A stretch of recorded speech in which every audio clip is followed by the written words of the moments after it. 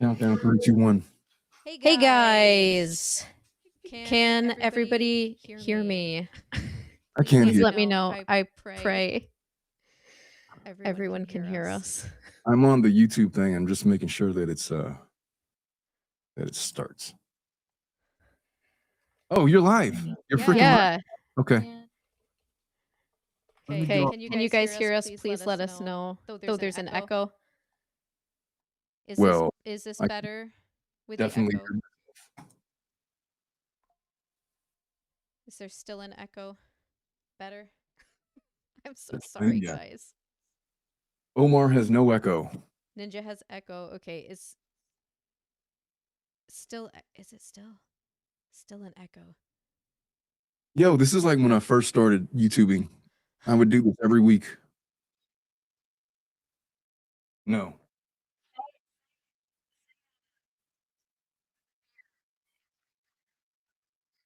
Ninja is better, is what they're saying. Let's roll. Bruce says, let's roll.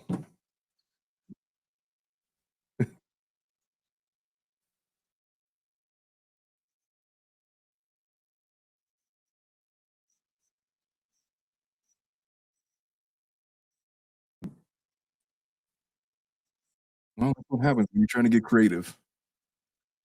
Is this better, guys, or is this an echo again? I'm so sorry.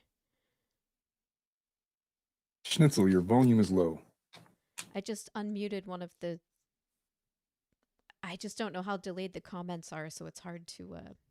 Oh, I'm watching it on the YouTube thing. Judge. This is going great. I disappeared. What? Oh, somebody said better. All good. Okay, good. Thanks, guys. I'm so sorry. I'm so sorry to keep you guys waiting. And thank you so much for your patience. I really, really appreciate it. So we have Omar, the Tilted Lawyer, on tonight. Hey, Omar, how's it going? What's up? Oh, not much. I used to stream at this time. It's been a while. Yeah, it has been a while. What happened to that? Well, shit, I stopped doing it like in when was it, July? And then I just started doing other stuff and got like really busy with other things. And so I'm planning on bringing it back, but I'm like so out of practice and I have like other projects going on. But inevitably, I have vowed to bring it back. Just not today. How about that?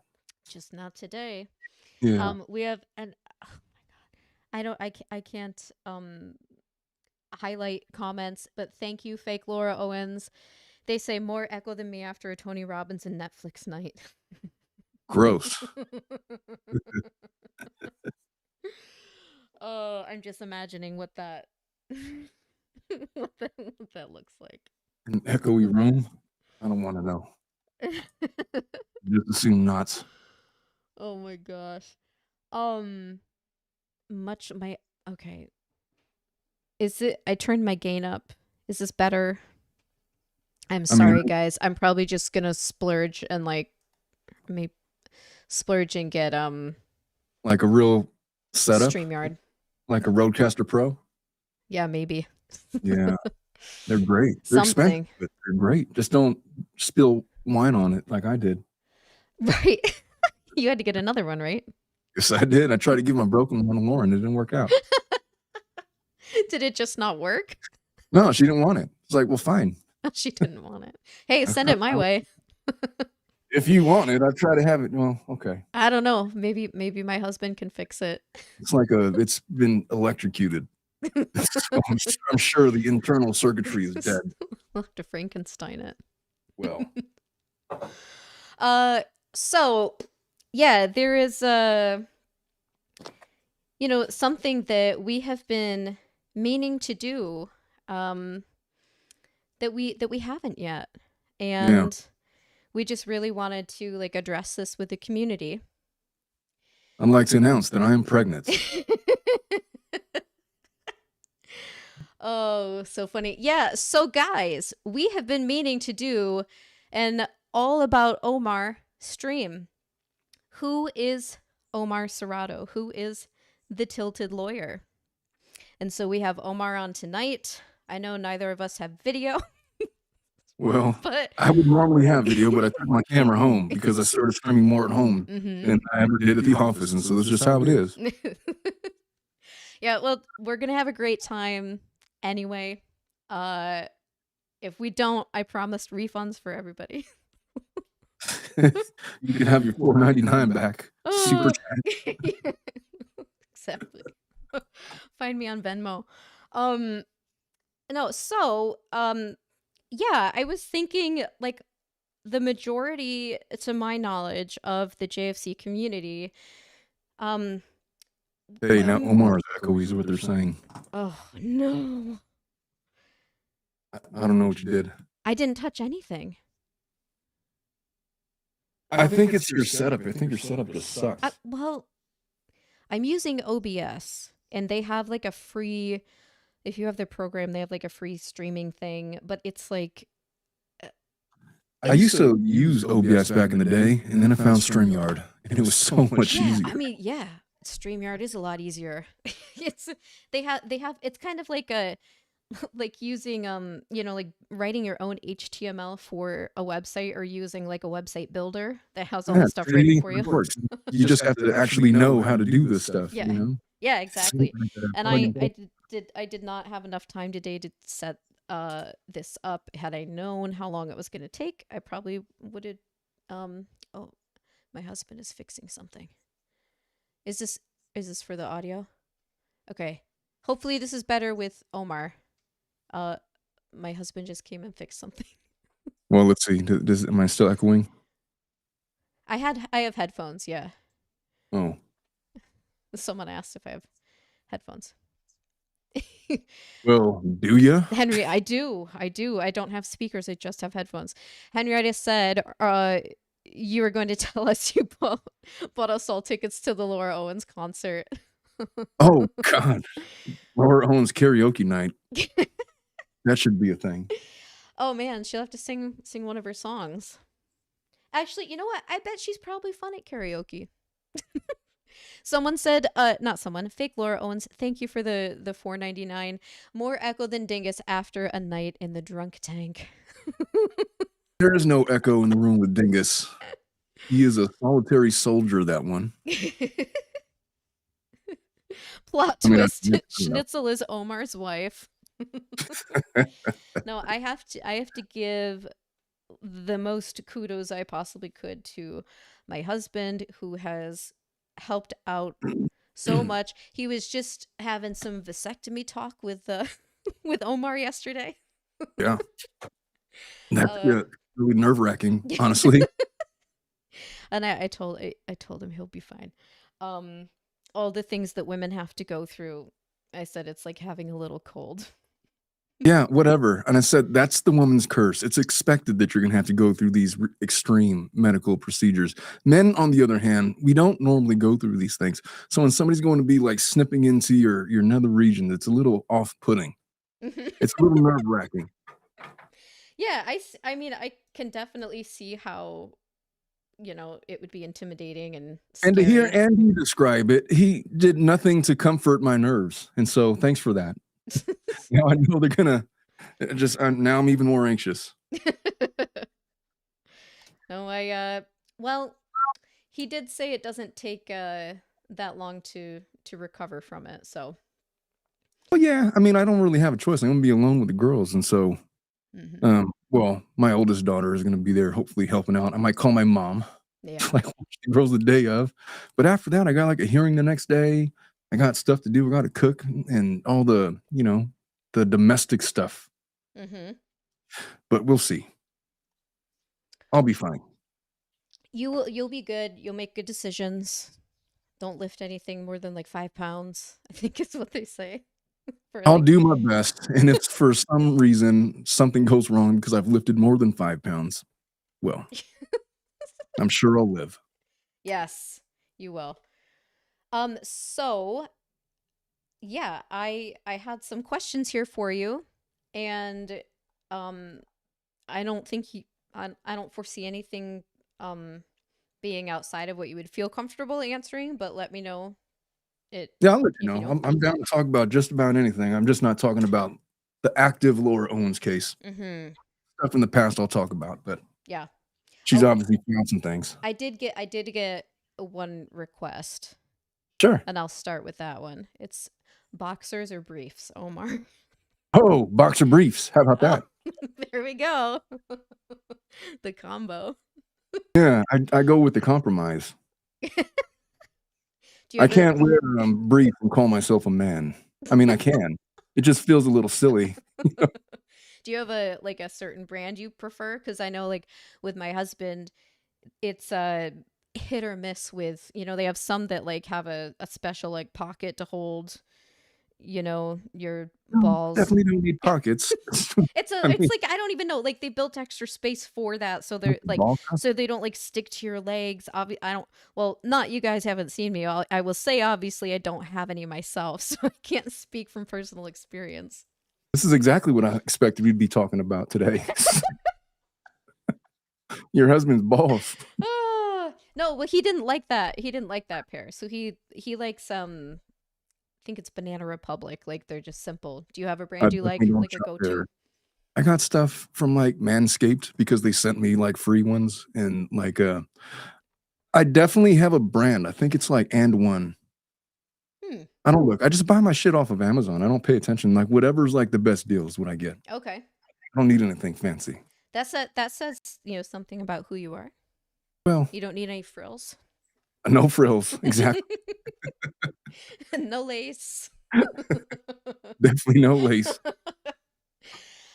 Okay, well my first question was, before you were the tilted lawyer, who were you and what were you doing before you started your YouTube channel? I was just a lawyer, man, and honestly, I started the YouTube thing, and the original idea behind it was me and another lawyer, um, Ileana Colon Rosa. She was like my initial partner. She's not the YouTube type though. She's like an actual lawyer, like really boring. And she's like, An I mean, actual lawyer. she's not boring, but like, I mean, she doesn't have like the charisma, the natural flair that would sustain a YouTube channel. And so she just really didn't like it. Like I'd ask her something and I'd like go off for like on a tangent for like 2.5 minutes. And she'd be like, so what do you think of that? And she'd be like, yeah, I agree. All right. So let's move on. Uh, But our whole concept behind it was we started the channel to make like do it yourself legal videos about like family law. That was the initial concept. And as I did that, I got a taste for it. And we started branching off into talking about other stuff. I don't remember the first case we did, but we just started talking about true crime stuff. And then that kind of took on a life of its own. And mhm. then I think we had grown to like maybe 10,000 subscribers or something like that. And then that's when the whole Laura Owens stuff came about. And I did my first videos on that. And everybody kind of knows the story about how I got introduced to that case. I started talking about it, and then the channel grew even bigger. Um, and here I am. Now I'm the Tilted Lawyer. The name, the Tilted Lawyer, we needed a name for the channel. It couldn't just be like Omar and Eliana. But we were lawyers, you know, it had to be like law based. And so I came up with Tilted because I play chess. And they say that you're tilted when you're in such a state where you're like on this massive losing streak. And it's not that you don't understand the position, it's not that you don't understand the concepts, it's just that you're frazzled and you can't see the board straight and you're making all of these random moves and you're tilted. It's not the time to be playing chess, but that's the perfect time to start talking about important shit. And so I figured, hey, I could just be the tilted lawyer. And that's kind of how it came about. And it stuck. And I've been the tilted lawyer ever since. And then the tie undone thing was like the big trademark because I forgot once, because usually when I get back to my office, as soon as I get out of court, I undo my tie. And so it used to be the case like when I would start doing my videos, I would undo the tie and then I would forget that I did that. And then I was on camera like, hey, that's a cool natural look. Maybe I'll keep that. And it kind of became like a trademark. And so that's the thing with the undone tie thing. And to piggyback off of that, so you do appear in public places with your tie undone sometimes. Pretty much every single time I step out of the There we courthouse, go. as soon as I get to my car, I undo my tie. And then, matter of fact, every single time. And then people always ask me like, "Oh, why is your tie like? Oh, you must be real comfortable." Like, yeah. As soon as I get out of the courtroom, I get back to my car, my tie's undone, I'm finished with the wearing a suit thing, and then I just kind of go about my natural way. I did the same thing in San Francisco. But when I did it in San Francisco, it was symbolic. It's like, okay, now I'm gonna go back to being the tilted lawyer. I'm tired of this shit. And that was like the big celebration of being done with with Mike's case. Now, did you do it at the courthouse or did you do it I believe after I the did it in the courthouse? Waymo Nice. as soon as I got in the Waymo. And then there's pictures out there floating around with me and Rachel and Mike and everybody else, and my tie is undone. We're like in the war room, so to speak. And Yeah, I saw that. It's actually part of my thumbnail. well, That I just that picture commented you on and it I took together where you're holding Schnitzel. with the pregnancy test. Yeah. Cuz my regular like avatar or whatever you want to call it has the like ninja star and the Yeah, pregnancy test, and when I was making this picture, it just was the way things got rendered as I was working on it. It was easier to have the pregnancy test there instead of the ninja star, so I that's how it ended up. I've never noticed the pregnancy test thing, but it Oh, makes all the sense in yeah. the world I was given where it came from. in like awesome JFC member designed the whole like the schnitzel for me. We worked together and um they did that, and I love it. I love the way it looks. And I was like, I like, what do I want? Like something in the hands. I think I want like a pregnancy test, and then maybe like a ninja star because it's a ninja. It's a schnitzel ninja. Anyway, Totally. You could have replaced it with like a tampon. I think that would no, have much worked. I think a pregnancy test is better. Oh, Oh I don't no. know how much better, but maybe a little bit. A step I tell you above. about when my oldest sister first got her period. No. It was around Christmas time, 96, and then to celebrate, Why me do and my you brother, know the year? we grabbed the tampon and we placed it on the top of the Christmas tree, and I made an announcement What? Not a in used one, right? commemoration. No, of course not. It was just in commemoration of Ashley becoming a woman. Let us all observe the decoration on top of the Christmas tree, the ceremonial tampon, and it was great. Oh my god. Yeah, what did she think? Obviously, she was pissed off and terrified and all those things. But she didn't get a say. Like, hey, she got older Oh. brothers. That's just how it works. Oh my god. I remember not knowing what they were, and I was 23. I'm kidding. Um Once upon a time. no, I mean I was little, but I knew how to hand sew, but it was before it happened to me. And I was making a pillow for my Barbies, and I had this like fabric, and I was like, I need something, like soft and squishy, like for the inside of the pillow I'm gonna make. And I was like, oh, I saw those things under the sink that my mom pulls out sometimes. And I My think God. that might be like what I'm looking for. So I like pulled it all apart, but I didn't tuck they had strings, and I didn't tuck the string in. I didn't cut it off. So I was like so proud showing my mom, like, look at this pillow I made. And she just like starts laughing because the tampon string is just like hanging down Well, it's on like a the tea side bag. of the pillow. Oh man. Anyway, Well, I'll tell you tangent, my tangent, tampon tangent. story. When I was a young boy, of never mind. I don't have a period story. That's good. I don't know. Um, so I want to touch on you mentioned that you realized you had 10,000 followers. I mean, that's still or subscribers. That's a lot. So can you say again like what how did you notice you got from like 0 to 10,000? Like what was the content you were making? Were you interacting with the community at all, or how did that happen?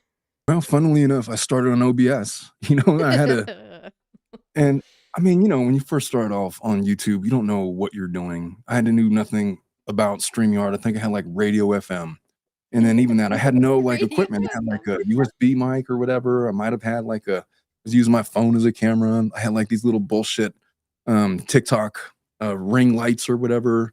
It was completely I mean, it's still amateurish, but it was completely amateurish back then. It was just like me, like, just experimenting with stuff. And I talked about the Darrell Brooks case. I remember doing that. I remember talking about the Murdaugh case. Um, I talked about the Natalia Grace case, and that one kinda got me my most subscribers, and then it just kinda started to grew. I got, like, a small following, and I got to about 7,500 to 10,000 subscribers-ish, and then the Laura Owens thing happened, and then So that it was the right before doubled. you took Laura on the case. I mean, you started covering the case. Yo, I was a nobody on YouTube. I mean, I'm still a I mean, nobody on 10,000 YouTube. is a lot of people, though.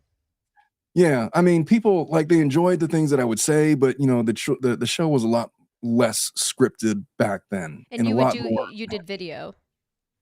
Yeah, I would make videos. I never did live streams. I think the first live stream I ever did was Laura Owens. It must have been. So you 'Cause after that, pre-recorded and uploaded. I would pre-record, but I realized when you do live streams, you don't have to edit anything. It's just there. Right. It's like, "Well, that's great. Or Why not just" if you do it well the first time when you record, you don't have to edit anything. Yeah, but you'll never think that because all you it always, automatically puts you into the editing room, and then you start editing shit even if it doesn't need it. See, You I overthink record, things. I do my videos with OBS. Yeah, I it's screen difficult. record. OBS, you could do a lot more stuff with it. You just gotta know how to do it, and if you don't I don't know how to do shit in there. I know how to do like exactly what I need to do, but I don't know how to do anything outside of that. Yeah, I know the feeling. And so but yeah, I got my feeling I got I got my footing, after getting large live audiences with the Laura Owens case. I remember streaming Owens' trial, and I had, like, 2,500 people watching, and I'm on vacation in Hawaii. And, like, it's, like, 6 in the morning, and I'm live streaming the Owens trial. And I was like, "Hey, these live stream things are the way to go. I'm never going back." And I haven't really. I mean, I kinda have, but not really. But yeah, that's how I got my start on YouTube. Yeah, not IBS, Bruce. IBS. Did I say IBS or did you? No, Bruce said OBS, not IBS. He just wanted to make sure that you knew the difference. Okay, good. I may have said IBS, which I also have. Um, you're welcome. Uh, so so if you could say like the moment, if there was a moment after you started your channel that you thought like, wow, like people are really listening to me, people are really like watching my channel, they're like, a moment where was it at that 10,000 or was it? No, it was at, like, 1,500. It's like because I remember overnight, just one video I did got, like, 50,000 views, and, like, I had, like, 400 subscribers just bullshitting around, and then it just jumped up to 1,500. It's like, "Holy shit, people are watching this stuff. 50,000 people viewed my video? That, like, is enough to fill up Dodger Stadium." What And was I was that? like, Yeah. "Another What was 100." that video on? Do you remember? It must have been. I'm pretty sure it was on Darrell Brooks, like, his trial, the Mm. sovereign citizen trial. Mm. Um, it just randomly had 50,000 views, and I got, 1,500 subscribers, like, overnight, and that's when I realized, "Hey, I can't just bullshit around, like, people are actually listening to what I say." And then, of course, all the mean comments like, "Hey, you should really fix your audio. Hey, if you're gonna do this, don't be such an amateur. Hey, why don't you go kill yourself because your Oh video God. sucks." That kinda stuff. Then you Yeah. gotta learn how to, like, decipher between the bullshit comments and, like, 'cause, like, 95% of them are good. There's gonna be Yeah. 5% that are pessimistic or bad or negative or whatever. You just Right. gotta And they're everywhere, no matter who you. I mean, whether you're, no matter who you are, a famous person, like a actor, politician, musician, a lawyer on YouTube, someone posting court videos. I mean, there's always like someone or those people out there who will just bring that negativity. Yeah, fuck those people. How about that? Yeah. I used to leave their comments up, and now it's just like, "You know what? If you're gonna be a dick about it, how about we just delete your comment?" It reminds me of Gingras deleting people's comments on his videos. Oh, I understand why he does that, because 'cause they're, like, all negative whenever he does stuff. Sure. I Yeah. haven't checked in on that guy in a while, but I heard that he made an appearance um, Rosalind Duke's channel. Yes, I have not seen the video yet, but I heard I checked it about out. I'm it. supposed to do an interview with her Oh, pretty soon. And then I heard that Gingras like haphazardly kind of went on. He was like wearing a tux or whatever. mm. I went on and I watched it. He was being kind of a dick about it. I remember Megan Fox. She like made a comment. She's like, "Merry Christmas to David Gingras or something." He's like, "You know what? Fuck off or whatever. I'm not here. I'm moving on. I don't want to talk to Megan or whatever." Then Megan was like, "I said Merry Christmas, not have a debate." And then she like went on a comment tangent about like what a dick Oh my David God. Gingras was. It's like, yeah, that's about how I expected that was going to go. It's so funny. I know we don't want to talk about that stuff too much. But it's funny to me how the very community he claims to like loathe and dislike and call a cult and all of that stuff is the only community that's giving him any attention. And I think he loves that anybody cares to even watch his stuff. So it's like he's definitely in a love-hate relationship with us. Well, he's a guy that craves attention. He craves a spotlight. I think he took the Owens case because there was going to be some notoriety attached to it. I 100%. think he thought it was going to go better than he did. And then when people started talking shit about him, he just couldn't let it go. He's not the type that could just let it go. He's not the guy that will stand there and like physically fight you, but he's definitely the kind of guy that will. He's in the perfect profession for the time being a lawyer, because that's what lawyers do. They litigate. He loves to litigate. He's a litigator. And debate. Yeah, I mean, if you want He's to a call it, master debater. he's the master debater for sure, all by himself in the bathroom God. with Aurora, the cat. Oh, God, no.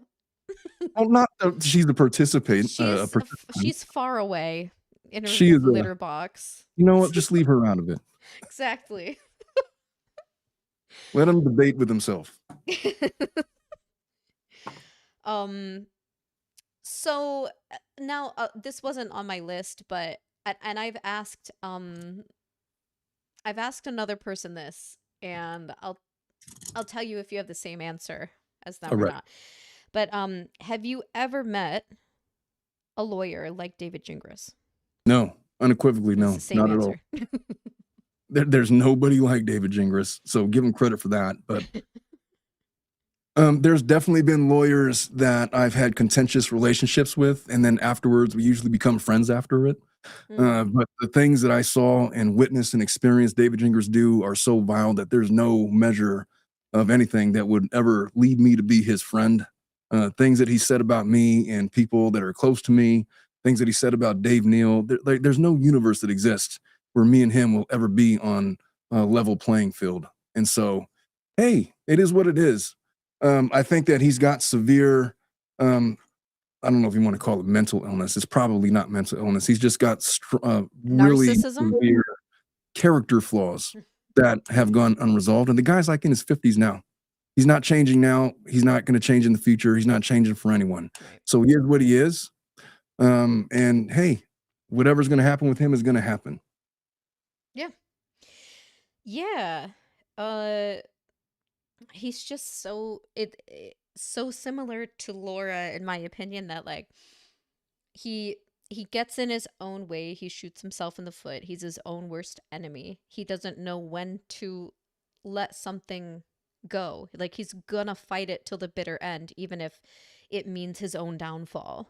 Well, if you ever talk to him like in person, like he'll talk to you as long as you subscribe to his narrative. The minute that you challenge him, then he gets real fidgety, And he and then he starts does he all starts with kind of like the niceties first, yeah? And that. then He wants to make you and his friend. When you're not going to be his friend, then he's like, "All mhm, right, well then, how about maybe you're a fucking asshole?" And then he mhm. goes on a like tangents, and he can't take it when people do not agree with him or do not view him in a certain light.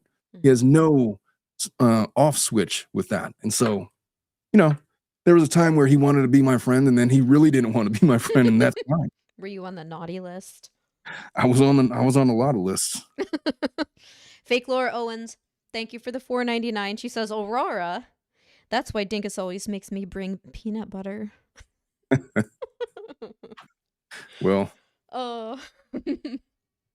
um, so I have this question for any of like the lawyers I know, I hear that this happens, so I wonder if it's the same with you.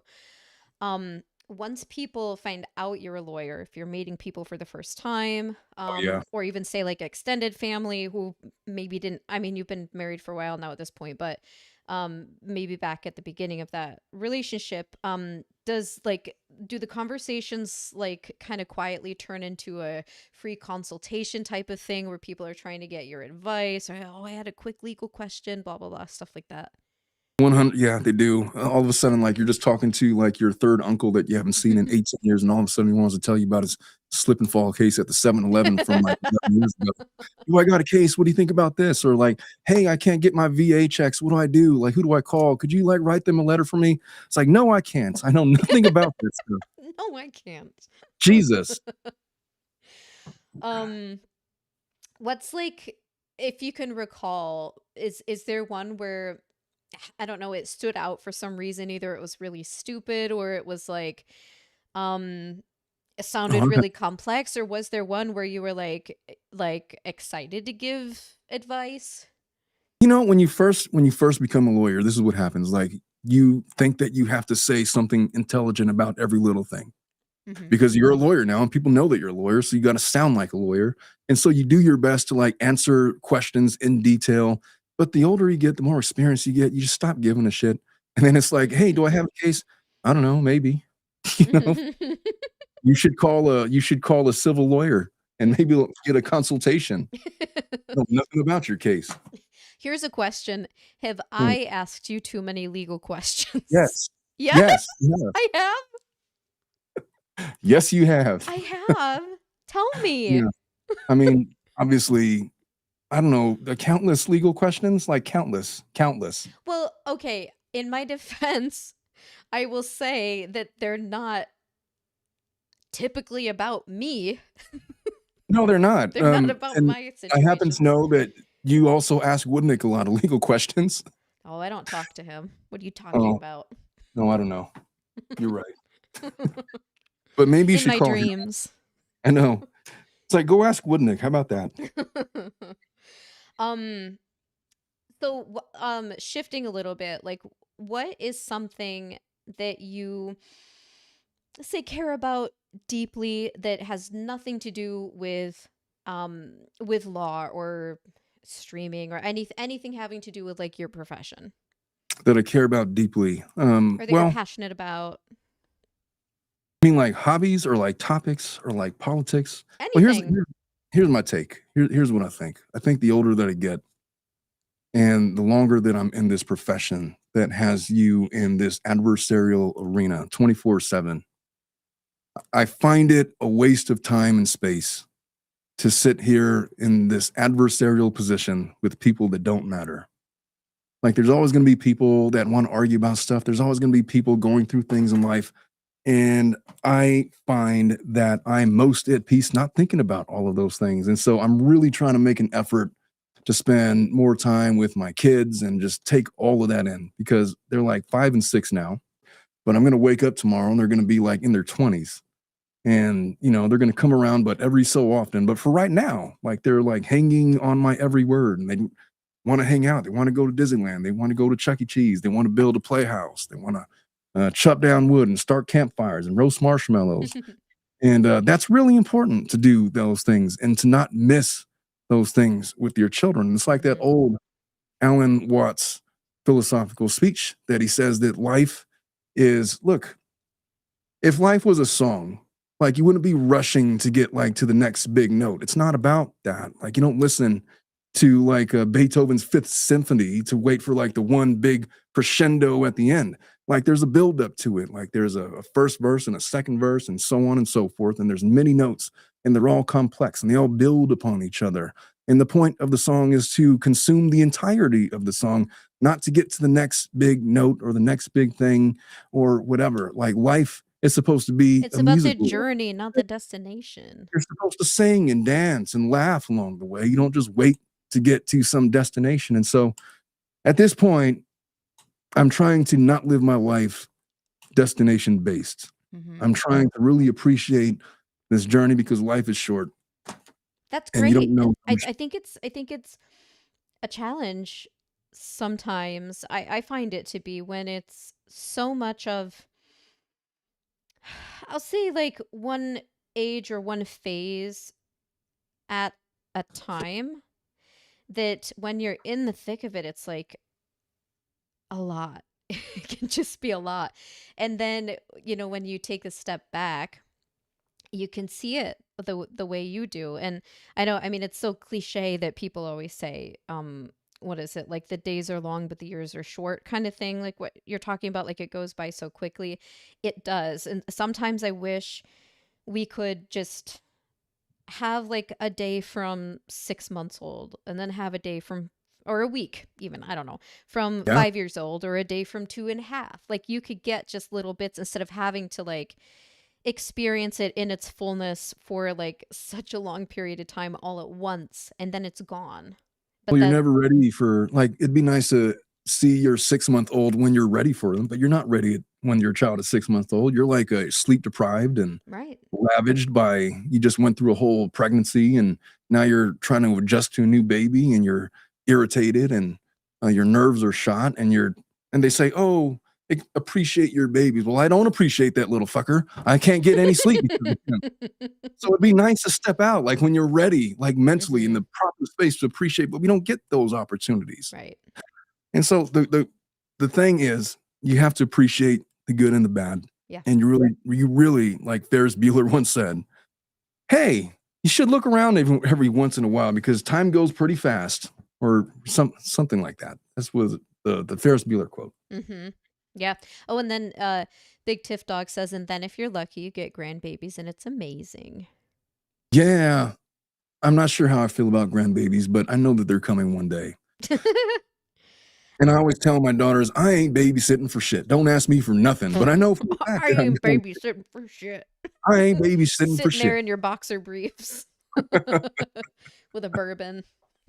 Yeah, no, but I will obviously, and I'll have Yeah. a good time. And when that time of life comes, I will do my best to appreciate it.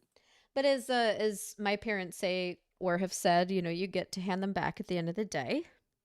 Yeah. You know? And I'm gonna buy all of my young grandchildren like a karaoke set and a play drum set and all of the loud things. And hey, guess what? You should feed your children's creativity. How about their musical prowess? And then I'm gonna give them the inspiration of the loudest singer, all of the Whitney Houston songs, all of the Mariah Carey, and I'm just gonna send them away. You know what? Let's sing Frozen a million times. Exactly. From 30 years ago. Jesus, you know? um so if we shift a little bit from, say, family, Yeah. and it's just a day just for you, and no one needs anything from you, like, what would, like, a good day look like? A good day is like I'm up at like 6:30, 7 a.m.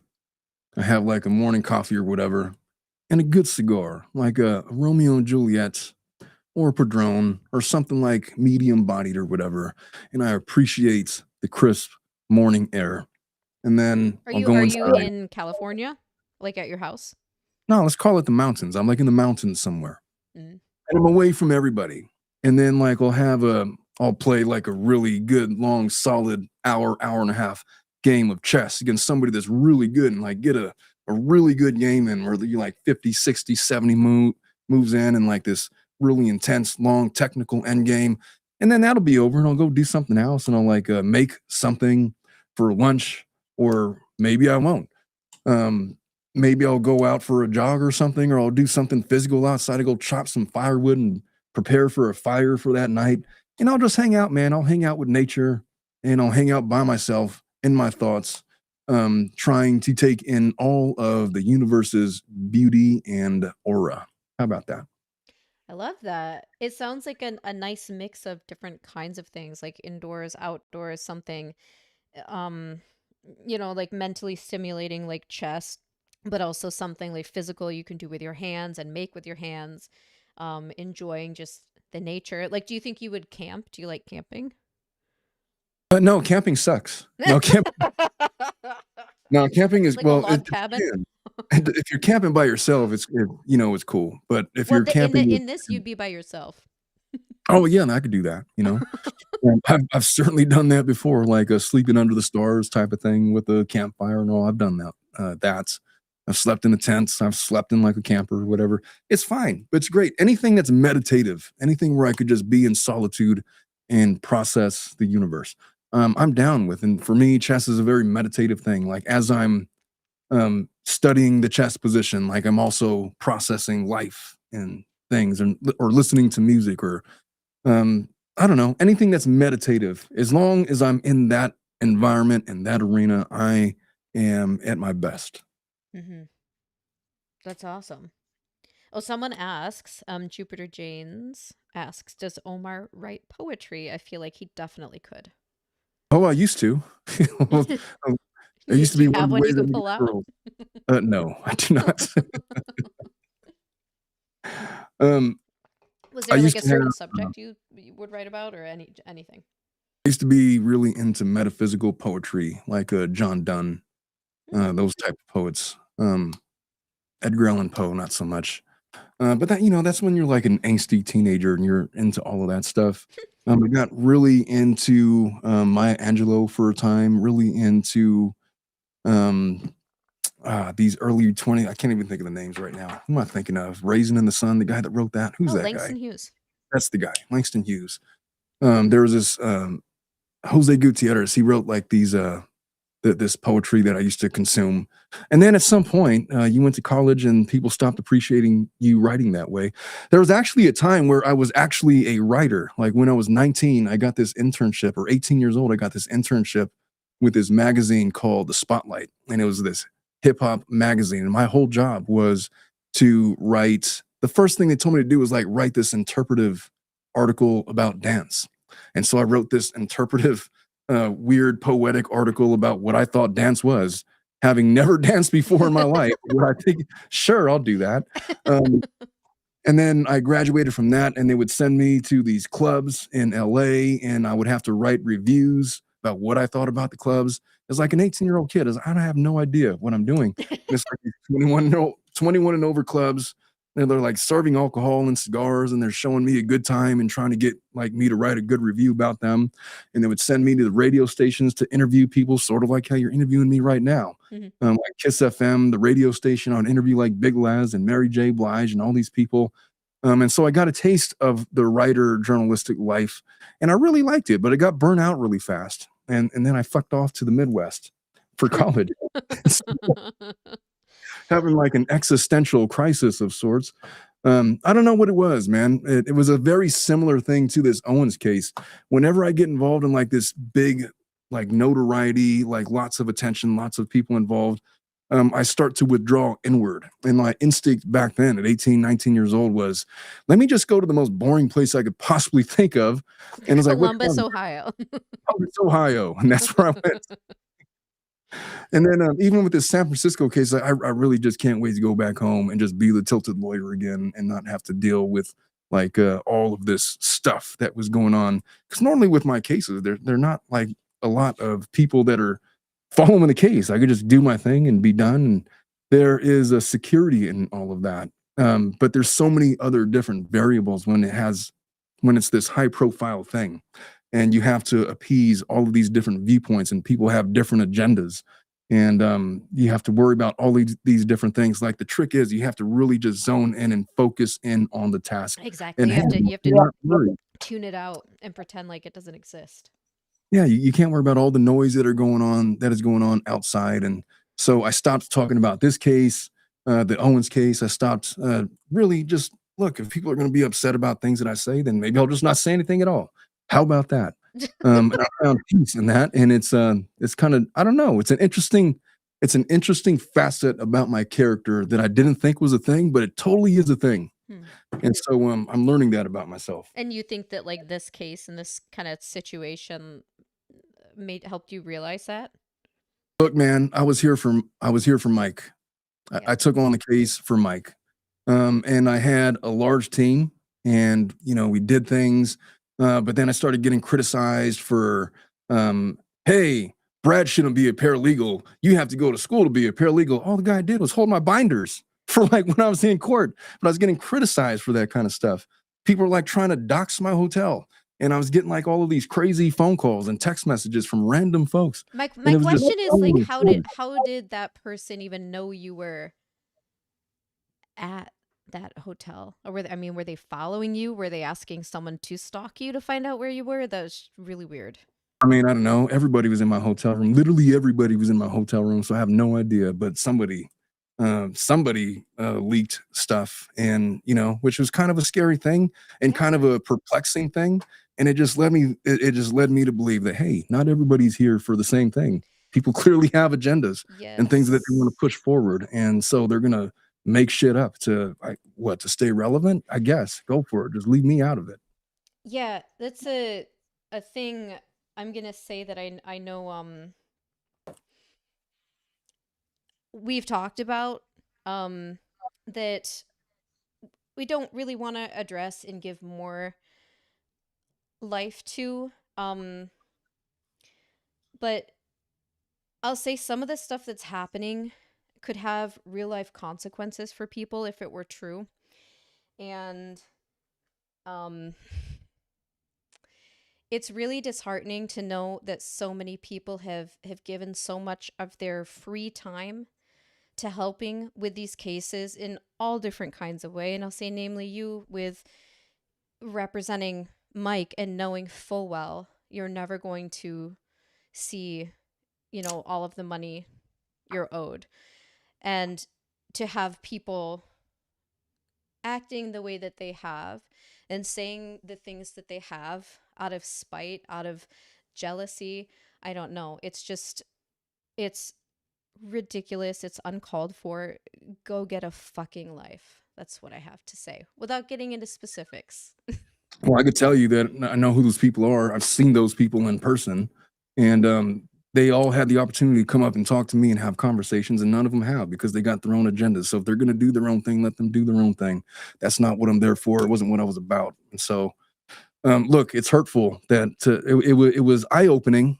It was really disappointing to learn that that kind of stuff goes on and or is going on because there's like this energy about this case, and it's getting attention from Inside Edition, and it's getting attention from people that are doing podcasts and documentaries, and everybody wants a piece of the pie, and everybody in an effort to stay relevant is just going to make up a bunch of shit and say that, oh, hey, I got the tea, and they're going to put it out there with utter disregard for the truth or veracity or whatever. And that kind of energy, I was disgusted with it, and then like culminated, like I went on Lauren's show, and I made some comment about like, hey, probably shouldn't body shame Laura Owens.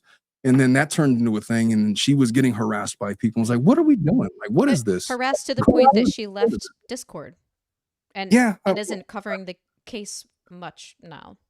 she called me all distraught about it, and And she was because also manipulated by this same person. She was completely manipulated and lied to.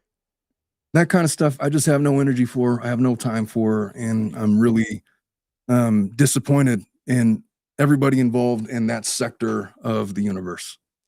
Same. Um oh, fake Laura Owens, thank you for the 4.99 or 5. Is that what we say? Thank you for the 5.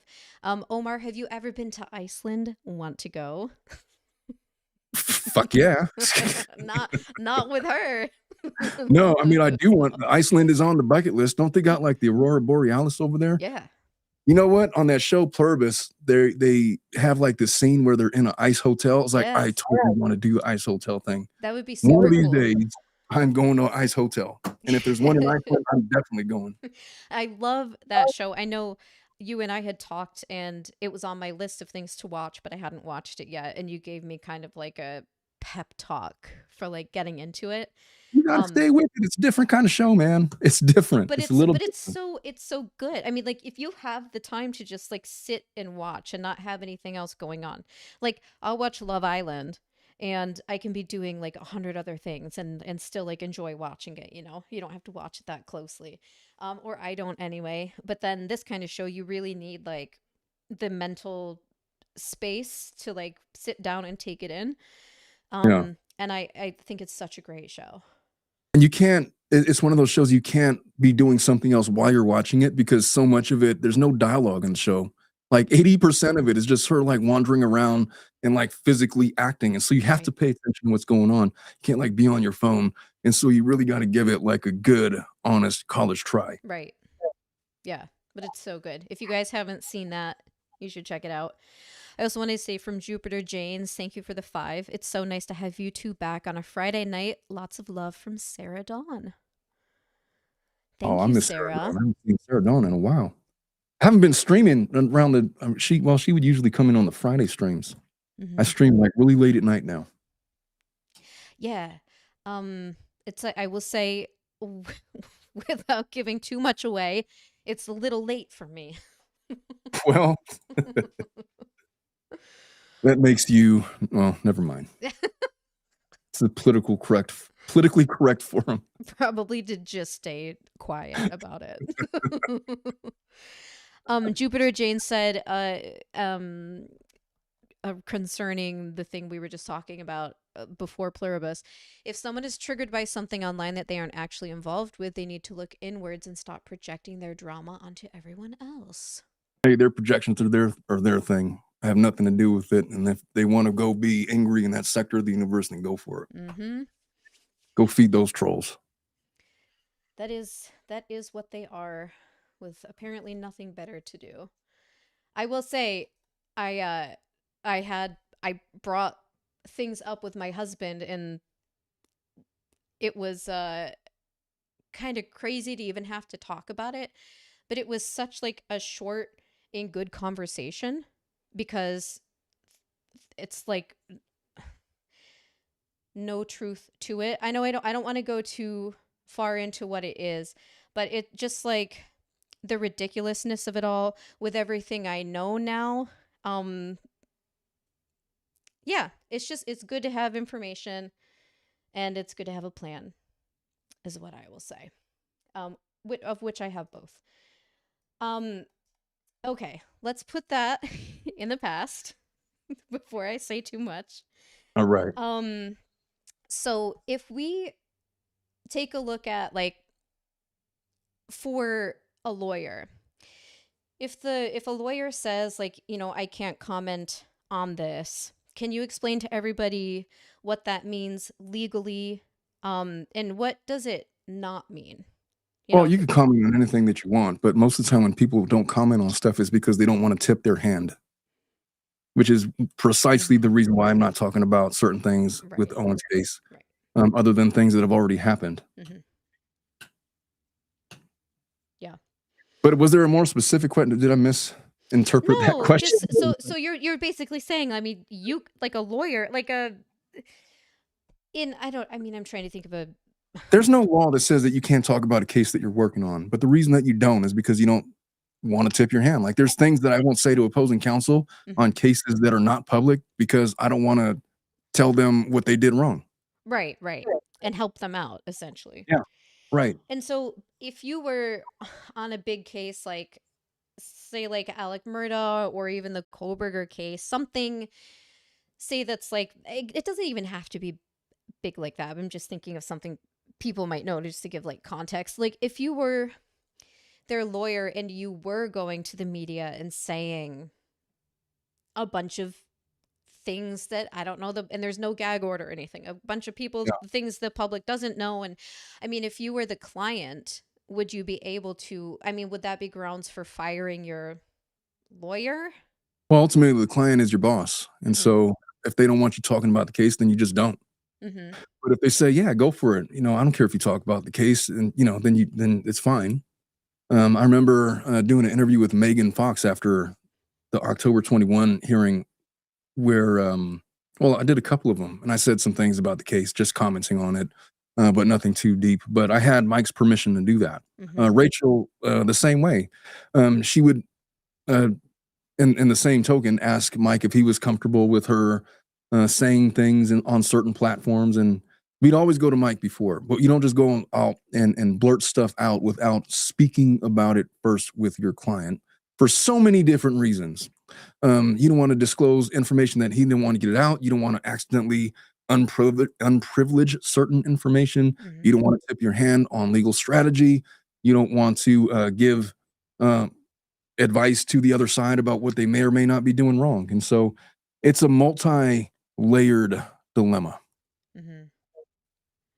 And I've always found this interesting about like the Dave Neal Discord, and how I love that there is a place for people to like get together and discuss and point things out. And then the other side of that is that I think about how Laura, maybe Jingris, maybe Jan, who knows who all is in there, and how they are, or even on like Reddit, for example, like if anyone gives like advice or points out. Well, I'll tell you what, I've gone into Dave's Discord before, not on a daily, but certainly I would go in there to try to gather information because sometimes there's nuggets of stuff that are in there, and of course, if David or Laura's in there, it's good to like have your finger on the pulse of all of that stuff. Mhm. And there's some really smart people in there. Yeah. Without I don't want to name anybody, but there's some really smart folks in there that have a pretty good idea, or um, how well they have pretty good legal ideas, is what I would say. And No, so definitely. Yeah. but that was all. But yeah, I know No, for a it's like fact. it's interesting to me. Like I'm not trying to say I think it's right or wrong or any. I mean, it's a place to do whatever is allowed in there, you know. Yeah. But interesting that like it just made me think of this. How you don't want to tip your hand, and it's like it's a place for, as we should have one like JFC to come together and talk about things. But then it's like also sometimes helping, probably. I mean, I haven't spoken with her, so this is conjecture, but helping her in some ways, like see what she's done wrong or what she should do, or it should, that I find that like I don't know if it's a catch-22, a dichotomy, I don't know what I I would can call tell it. you this, that if she's going to the Dave Neal's Discord for legal advice, then she's doing it wrong. Well, I Not think that there's she's done bad. a lot of Look, stuff wrong. there's a mix of good advice and bad advice in there, and it takes somebody that knows what they're talking about to decipher between the two. Hmm. Yeah. But sometimes it feels like she's getting her advice from all kinds of different voices from the internet. Maybe she is. Maybe it's she. You know what I've learned about ChatGPT? They it really tries to appease your wishes. Yes, yes, very much. Like I'll give it a prompt and it's like, "Yes, you're right. I should have done that." It's like, yeah, I just find that, yeah, I find that too, that it tries to appease you, as you said. I remember asking it a question about my dog, and it was like, "Hey, as a lawyer who has a podcast, you should probably get your dog into the ER. What is wrong with you? Stop asking for advice on the internet and go to the vet." Wow, what a dick. Oh, that was funny, but your dog's fine, Oh, right? dog's fine. He's all better. Okay, good. Got an antibiotic. Clear it Yeah, up. you got antibiotics is cough pills. They're literally called cough pills on the bottle. Really? Yeah. That's funny. Um, so if we've talked a little bit about this before, but like if a client comes to you and you are getting, let's say, bad vibes, Yeah. or maybe a different way to say, like maybe you think they're the one who's the problem in the situation, whatever, Yeah. however you would describe that. um what is your first thought as you're like meeting with them and you're kind of starting to realize Well, there's that? there's multiple layers to that. So there's the client that that is just not really there to hire you. They're just trying to get free legal advice, and you kind of have to siphon those off because you can only give so much free legal advice before you got to run a business. Hmm. And then there's clients that, hey, they're generally on the bad side of whatever it is they're trying to litigate. And they're obviously lying about some of these facts, or their story doesn't make a lot of sense. And they want you to do things that is a long shot in court. I'm just look, if you want me to do all these things, good luck with that. It's not going to work, and let me tell you why. Because their judge is going to have these questions, and you're going to have to answer for that, and you're going to have to appease CPS, and you're going to have to speak to these people, and it's not going to make sense to any of them. So if you go in there and you run with that story, you're not going to get what you're looking for. And if that's what you think that I'm going to do, then maybe you're not the attorney for you. You just got to be upfront with them.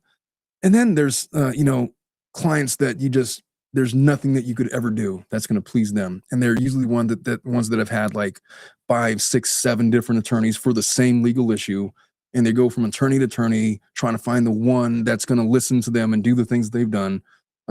Q Laura Owens, who has had I don't know how many different attorneys before she landed on one that she liked. But yeah, there's lots of those, and I suspect that it's a client that is probably being unrealistic with the expectations of their issue, and they're just trying to find somebody that's going to chat GPT appease them. Hmm. Yeah. That's interesting too. Like, do you ever find that, like, these days with how big AI is now, that people come in, maybe it's the version like this version, a different version of like WebMD, for example. Like how like you're gonna go to the doctor, but some people will like totally like go down the WebMD rabbit hole before they go to the doctor, and they're like, Yeah. yeah, I have cancer. And do you know what I mean? Like where you kind of look up your symptoms, and you're like, oh, this must be what I have, kind of thing, instead of just maybe letting the doctor like figure it out. Do you find that Yeah. people look, legal strategy or whatnot, whatever would be applicable, and kind of try to tell you what they think should happen, and you're like, Yes. no. The problem with AI, look, sometimes it gives fine, it's fine, but if you have a complex legal issue and there's multiple different angles to it, I find that AI largely tries to fit what you're trying to do into a legal argument that's probably not going to work. Hmm. And people that don't have law degrees most of the time can't decipher between the two. They don't know when they got a good argument or a bad argument. Like they'll get something from ChatGPT and they'll run with it and they'll be convinced they're going to win because they don't know any better.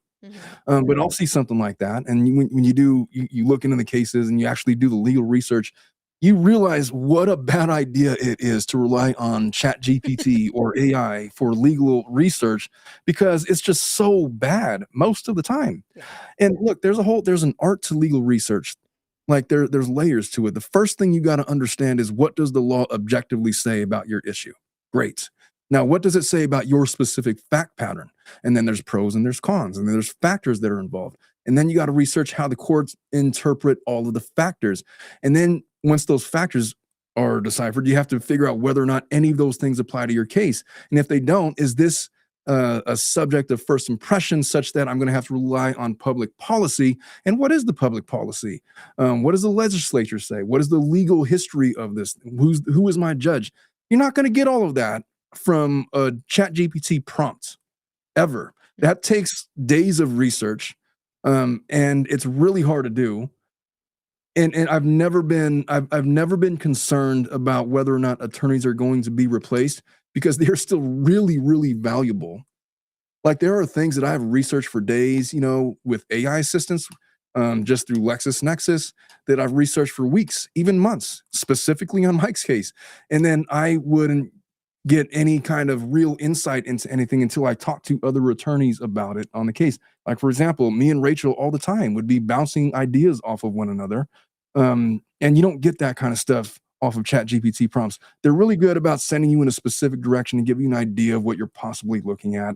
But most people just don't know how to do it. Not that they can't learn, it's just really hard and it takes a lot of time. There's a reason why folks have law degrees. Right, exactly. And I mean, even if you thought you were getting good information, you don't you don't know enough to know that you're not. How would you even know that? Right, right, Seriously. exactly. It's like somebody saying, "Hey," they're telling you how to say "I love you" in Japanese, and then what they're really telling you to say is, "Hey, fuck off." How would you even know? It sounded good when they It's said it. Japanese, but it's not the right thing. Thank you, fake Laura Owens, for the 10. Antibiotics are pretty much the only drugs I'm not taking right now. Nice. um, let's see. So a couple of these other questions I had, we kind of got into already. Um, Oh, this could be interesting. Like if you well, speak to your own experience if you can here. Or if you were to think of maybe a more public case if you were, you know, the attorney for either the either side. How often does the public narrative differ from what's actually happening in court? It might Um, not apply to you so much. well, I'd say probably 90% of what you see in public discourse is speculation, and 10% of it hits it right on the head. Mm, And then the game is figuring out, which one is which, and you're never going to know until it actually happens. Which is why I kind of say that, look, and like just take Dave Neal's Discord, for example. 90% of the stuff that was being said in there was, just speculation. And there were some people that were like right on with their legal analysis. mm, Um, and so it's a mix, but there's definitely, look, it's not that difficult if you're a lawyer to kind of get an idea of what's going on. But you're never going to know what's going on behind the scenes unless you're actually working those cases. right. Like the stuff that I talked about with Mike when I had him on our interview, like nobody knew that any of that was going on behind the scenes. And if they did know it at the time, it would have been, like shocking news, like the whole thing about the fake settlement agreement that we had, and then 10 minutes later, just kidding, we're going to court, and then the temper tantrums and all the other stuff that was going on, the emails to the court and back and forth or whatnot. Yeah, all of that stuff doesn't get disclosed to the public. That's stuff that you really have to be in on the case or part of the case or counsel for one of the parties to really understand what's actually happening. Right. And a And lot of the time I mean, I would think that the public doesn't ever get to really hear about, a lot of what happens. Would that be what was that? true? I'm sorry, what was the question? No, a lot of the time, more often than not, the public probably doesn't get to be privy to all of those No, kinds of things. and it shouldn't be because a lot of that stuff needs to be kept under wraps Mhm. as much as you can. And so, um, yeah, I would agree. There's public stuff, there's stuff for public consumption, and then there's stuff for attorneys' eyes only. Mhm. Mhm. And like you said, I mean, that's what leads to the kind of 90% speculation. Yeah, but it's fun to speculate. I speculate all the Yeah. time. No, definitely. Same. So I'll ask you just a couple more questions because I know you've been with me since like an hour and a half ago and making everyone wait to get this thing set up. Well, So but let me know if you have to go no, I sooner. got like 5 more minutes. Okay. S- Um since starting your YouTube channel and kind of being like putting yourself out there publicly, have you noticed any ways in which that has um I have changed you, but let's say like maybe even changed you as a lawyer or the way that you think about things or approach cases or new clients or even as a person? No, not at all. I mean, who I was as an attorney before YouTube, um, and after YouTube is exactly the same, save for I'm more experienced now. That's all. Mhm. But I litigate exactly the same way. I think the only difference now is like there's people that will recognize me as the tilted lawyer and they want to hire me because I'm the tilted lawyer. Um, I don't know if judges know that that I do that. I've never asked them. I would never, but I'm sure. Like when I Perhaps say, they're listening right now. No. yeah, I show up remotely in like the tilted lawyer studio and Yeah. they recognize the background. I'm sure That's that's funny. probably happened before. I would never ask them directly that. Right.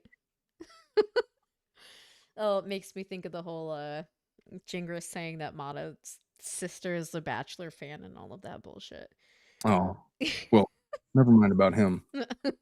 Who? Um, let's see. Okay, so you don't drink coffee, right? I do, but You like do. on the weekends. Just On on the the weekdays, I do not. Okay. And what do you drink anything instead or you just have water? I have Magic Mind energy drinks and Gorilla Mind energy drinks, and I drink both of them Mm. Are throughout the day. are there different flavors or do you have if No, so, do there you have isn't. a favorite Oh, one? there's definitely different flavors of Gorilla Mind, but what did I call it? It's Magic Mind, right? Yeah. That's what I you wanna said. make sure I'm not misspeaking. Yeah, it's like one flavor. It's like matcha-based caffeine. Hmm. I don't think there's different flavors, and it tastes like shit, but it's really good. Do you feel like it gives you energy? Obviously. I mean, anything you drink with caffeine is probably gonna make you feel Like, I energetic. don't think I've ever had an energy drink in my life. I drink coffee, but I've never had an energy drink that I know of. Well, that counts. Coffee is technically an energy drink of sorts. I feel like it just makes me anxious and jittery. Well, then just put some theanine in it, and it'll cure the jitters. That's the thing that Magic Mind has. It has 144 milligrams of caffeine, and then like a certain measure of theanine, and the theanine is supposed to cancel out the jitters. And you know what? Hmm. It does a pretty damn good job. Oh, that's interesting. Does it have any Yeah, side effects? Like it's not good for your heart or anything like that? it makes your balls shrink. No, it doesn't have any side effects. Damn. I mean, mine are pretty big, so I can do with a little shrinkage. Well, um, okay. Last question. yeah, What keeps you grounded when the noise gets loud? perspective. Mm. It's Mhm. always about perspective. That's one of my sayings. Along with, I'll give my first one. I'd rather be happy or sorry, yeah, I'd rather be happy in a cardboard box than unhappy in a mansion. That's my first saying. And the Where's the other word? one is perspective is everything. I'll tell you what. I'll tell you a story. I don't know if any of you know who Vince Scully is or was. He was the Los Angeles Dodgers play-by-play announcer from like 1950 to 2016. Legendary, one of the best ever. And I was sitting at a luncheon and hearing him talk. The Dodgers had gotten off to a poor start. They were like hovering around 500, and everybody was up in arms because they just spent a lot of money and they were supposed to be contenders in the National League that year. And Vince Scully gets up there to the days and he just says that, listen, let's talk about perspective. This is a 162 game season. We were in game 43. We're not even a quarter of the way through. And look, there's going to be highs or lows. The sun is going to set and it's going to fall and it's going to rise and it's going to do all the things. And we're going to have all four seasons and you're going to feel a certain way during every single one of them.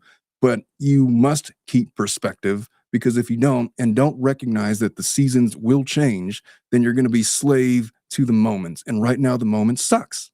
And obviously, he said it way more eloquently than that. But whenever, the tides are turning or you're like in stormy waters, perspective is anything, Mhm. is everything. The tides will turn. There will be new waves. There's going to be new dilemmas. There's going to be new problems. There's going to be new triumphs with everything in life. Mhm. Time is a funny thing. It's not something to grasp onto. It's constantly changing. So write it out and stop freaking out. Calm your tits and you'll be fine. Calm your tits. You need that on a shirt. Yes, I do. Well, Omar, thank you so much for joining me tonight and for finally having our it's time to talk. Yes, ma'am. It was my pleasure. I had a good time doing it. Well, thank you. And thank you so much for your patience. And thank you, everybody else who was waiting at the beginning. And I'm sorry I couldn't put comments up. I didn't realize everything that went into this setup. So anyway, if I stream again, I will do something different so we don't have another problem. For show. Well, I hope you have a great weekend and a fun time with the family and whatnot. Whatever you're, what are you up to this weekend? Well, I was supposed to go to Disneyland tonight, but that Yeah, got put off on the back burner. And yeah. so, Which is why this was so short noticeably scheduled. yeah. Oh, wait. Yeah, I remember that girl. She was a hoe. For show. It still works. Still works. Oh, I need to get one set up. Yeah. Yeah. Roadcaster, I'm telling you. Oh, that's what that's on. Yeah. I got these Nice. little sound pads. That's awesome. Is that what Megan uses too? Do you speak it? I think she does. Does he look like a bitch? I remember these. Oh, I haven't heard those in a while. I know. I got to bring them back. Yeah, you too. Um, yeah, maybe one day when your Maricini case is all over and done with, we can have a chat about that Well, we'll see what as happens. much But as you yeah, feel for sure. comfortable. For sure. We will see. There's a lot going on with that case, or nothing at all, depending on how you look at it. I can only imagine.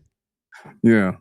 So I guess we'll see. But look, it's been a pleasure. I got to get going Yeah. now. I got to go rescue the wife and kids. Hmm. I Well, got to go to the ice cream store.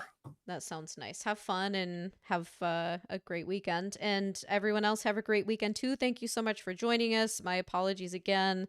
But we will see you guys next time.